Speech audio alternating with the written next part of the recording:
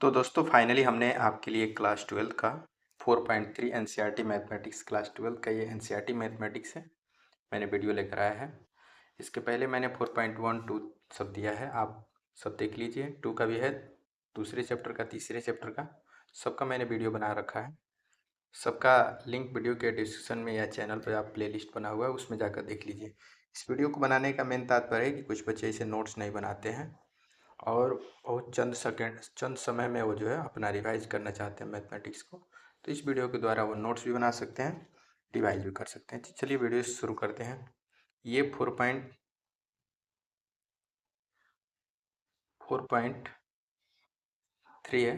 4.3 में इसमें हम लोग समझने वाले हैं कि यहाँ पे त्रिभुज का शीर्ष दिया हुआ है, तो इसका क्षेत्रफल कैसे निकालेंगे। तो डिटर्मिनेंट में त्रिभुज का क्षेत्रफल निकालने का जो फार्मूला होता है, ये जो फार्मूला होते हैं डिटर्मिनेंट 1/2 डिटर्मिनेंट ऑफ यहाँ पे x1 x2 x1 x2 x3 y1 y2 y3 1 1 1, ये आपका होता है।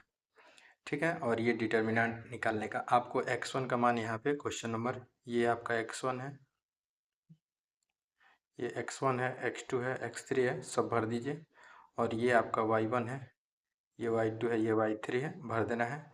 और 1 1 रहेगा, 1/2 रहेगा। डिटर्मिनेंट का 3x3 ऑर्डर का ही डिटर्मिनेंट है, मैंने 3x3 ऑर्डर का डिटर्मिनेंट हल करने को बताया है। आप जो है इसको हल कर देंगे। डिटर्मिनेंट 1/2 तो रहेगा ही, इसको डिटर्मिनेंट के मेथड से हल कर देंगे तो ये आपका आंसर आ जाएगा। आंसर इसका आ जाएगा आपका 7.1/2, यानी 15/2 भी छोड़ सकते हैं, उससे कोई दिक्कत नहीं है। वर्ग इकाई लिखना नेसेसरी है क्योंकि यह क्षेत्रफल है, तो कुछ तो मात्रक होना चाहिए। तो आशा करते हैं समझ में आ गया होगा, हल करना थोड़ा सा आपको आना चाहिए।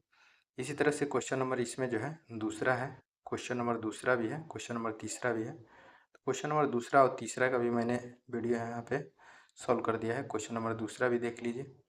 क्वेश्चन नंबर दूसरा उसी तरह से 1 बाई डिटर्मिनेंट, इसको डिटर्मिनेंट पढ़ेंगे। डिटर्मिनेंट 1 है ना, 1/2 x1 x2 x3 y1 y2 y3 1 1 रहेगा। 1/2 रहेगा ही, यहाँ पे x1 x2 x3 का मान भर देंगे, y1 y2 y3 का मान भर देंगे। इन्होंने डिटर्मिनेंट का मेथड लगाया है ना। जैसे मैंने चेंज करने को सिखाया है कि आप C1 को चेंज करेंगे C2 में से, C2 में से C1 कैसे घटाते हैं, इस तरह के क्वेश्चन मैंने करा रखा है। आप चाहें तो मेथड भी अप्लाई कर सकते हैं, नहीं तो डिटर्मिनेंट कैसे 3x3 ऑर्डर का हल करते हैं, इसका वीडियो मैंने अपलोड किया है, वो सब ज़रूर देख लीजिएगा, तभी आपको मैंने हल करना आएगा। तो ये आप मान भर देंगे, इसका मान भर देंगे यहाँ पे, भर करके इसको सॉल्व कर देंगे, ये इसका आंसर 47/2 आ जाएगा। इस तरह से क्वेश्चन नंबर तीसरा है, तो क्वेश्चन नंबर तीसरा का भी वही सही फार्मूला है, अब मान भर देना है और सॉल्व कर देना है, ये आपका आंसर आ जाएगा। क्वेश्चन नंबर दूसरा इसको पूछ रहा है क्वेश्चन नंबर दूसरा है, इसको आपको प्रूफ करना है संरेख होगा कि नहीं। संरेख होने का मतलब है कि थोड़ा सा मैं आपको बता रहा हूँ, संरेख का मतलब है कि अगर तीन बिंदु है, तीनों बिंदु एक ही लाइन पर हो, संरेख कहलाती है। जाहिर सी बात है कि जब ये संरेख होगी तो त्रिभुज तो बनेगा नहीं, क्योंकि आप त्रिभुज जब बनाएंगे तो इसका मतलब है तीन बिंदु और संरेख होगा, माने तीनों बिंदु एक लाइन पर ना होगा तभी तो त्रिभुज बनेगा। तो इसको प्रूफ करना है संरेख होगा। संरेख होने का मतलब है कि इसका एरिया 0 आएगा, माने इसका क्षेत्रफल 0 आएगा। तो कुछ करना नहीं है, यहाँ पे आपके लिए ए का मान दिया है, बी का दिया है, सी का दिया है।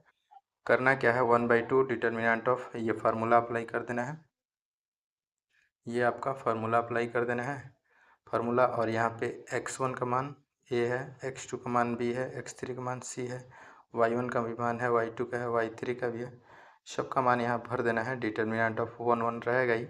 अब इसको एक काम करिए, यहाँ पे हम क्या कर लेते हैं, चेंज कर लेते हैं, C1 को चेंज करते हैं। ये आपका C1 है, ये आपका C1 है, तो C1 को चेंज कर लेते हैं। C1 को चेंज करेंगे तो इसमें क्या कर लेंगे, C1 में C2 को जोड़ देते हैं। C1 में हम आपको अलग बता देते हैं, C1 को चेंज करेंगे, C1 में C2 को ले आकर जोड़ दीजिएगा, C2 को जोड़ दीजिएगा।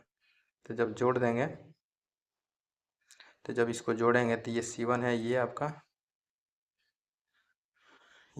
C1 है और ये आपका C2 है। इसको जोड़ेंगे तो पहला में A है, दूसरा में B प्लस C है, इसी तरह से दूसरा में भी वही होगा, B plus C plus A होगा, यहाँ देख लीजिए, तीसरा में भी सी प्लस बी होगा। आप यहाँ पे लिखेंगे, ये तीनों एक जैसा है, कॉमन कर लेंगे और बीच में ऐसे ही रहेगा 1/2 तो रहेगा। मैंने आपको इसके पहले वाला वीडियो में बताया है, किसी डिटर्मिनेंट का, अगर किसी डिटर्मिनेंट का दो रो है ना, दो रो या कॉलम समान हो तो उसका मान 0 होता है। तो यहाँ पर आप देखिए, इसका C1 और जो है C1 और C3 दोनों सेम है, तो इसका मान इसका क्या आएगा, 0 आएगा। मैंने आपको बोला कि संरेख होने के लिए इसका क्षेत्रफल 0 आना चाहिए। तो आप देख पा रहे हैं फाइनली जो है इसका क्षेत्रफल 0 आ रहा है, इसका मतलब ये संरेख होगा।